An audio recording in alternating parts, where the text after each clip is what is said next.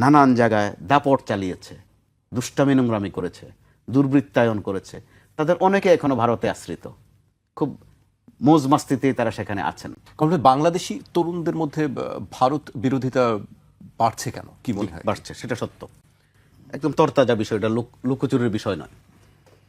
5 আগস্টের যেই বিপ্লব বলেন আর অভ্যুত্থান বলেন আর আন্দোলন বলেন, যেই নামে আপনি সম্বোধন করেন না, এই একটা বাস্তবতা, যখন জেনজি যাদেরকে বলা হয় তারা তো এন্টি ইন্ডিয়ান সেন্টিমেন্টেই কিন্তু বড় হচ্ছে, এতে করে ভারতটা এখানে অত্যন্ত প্রাসঙ্গিক। আবার ভারত যে কিছু সর্বশেষ যে ভূমিকা রেখেছে, আপনার মনে থাকার কথা, ডক্টর ইউনূস যেদিন শপথ নিয়েছেন ঠিক ওই দিনে কিন্তু ফেনীর ওই দিক দিয়ে পানি ছেড়ে দিয়েছে, অর্থাৎ ডিস্টার্ব করা যেটা। আবার একটা পর্যায়ে ভারতে যাওয়ার আমাদের বাংলাদেশের মানুষের একটা সিংহভাগ আছে যে তারা মাজার জিয়ারতে যায়, আজমির শরীফ জিয়ারতে যায়, আর একটা অংশ আছে এরা চিকিৎসা নিতে যায়। ভারত কিন্তু ওখানে দেওবন্দ, জি দেওবন্দে যায়। দেওবন্দেও যায়। আরেকটা অংশ আছে যে চিকিৎসা নিতে যাওয়ার একটা পর্যায়ে ভারত কিন্তু বাঙালিদের জন্য হোটেলে থাকা খাওয়া বন্ধ করে দিয়েছিল কয়েকটা দিন।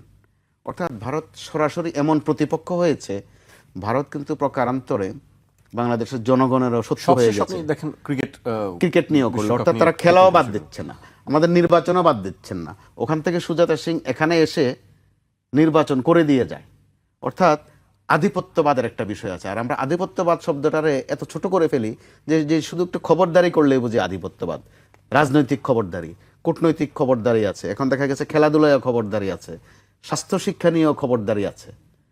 এগুলোর মধ্য দিয়ে ভারত নিজেও কিন্তু একটা এমন একটা সেন্টিমেন্ট তৈরি করেছে যে এখানে ভারত বিদ্বেষী একটা মনোভাব তৈরিতে ভারতের একটা সিংহভাগ ভূমিকা আছে তাদের নিজেরই। তারা প্রতিবেশী না থেকে আধিপত্যবাদ একটা আচরণ যেটা করেছে, যে কারণে আমাদের এই জেনারেশন স্বাভাবিকভাবেই ভারত বিরোধী। জামাত ইসলাম সেই সুযোগটা নিচ্ছে এবং নিবেই, সেটাই রাজনৈতিক দলগুলোর এক ধরনের কৌশল। সাবেক প্রধানমন্ত্রী শেখ হাসিনা কিন্তু গর্ব করে একবার বলেছিলেন যে ভারতকে এত দেয়াই আমি দিয়েছি যে আজীবন মনে রাখতে হবে। তাদের পররাষ্ট্রমন্ত্রী উপমা দিতে গিয়ে আর শব্দ পাচ্ছিলেন না, বলে ফেললেন যে আমাদের সম্পর্কটা স্বামী স্ত্রীর সম্পর্ক। হয়তো স্বামী স্ত্রী বুঝাননি, কিন্তু সম্ভবত তাৎক্ষণিক আর কোনো শব্দ পাননি। অর্থাৎ এই বিষয়গুলো আপনি চাইলেই মুছে দিতে পারবেন না।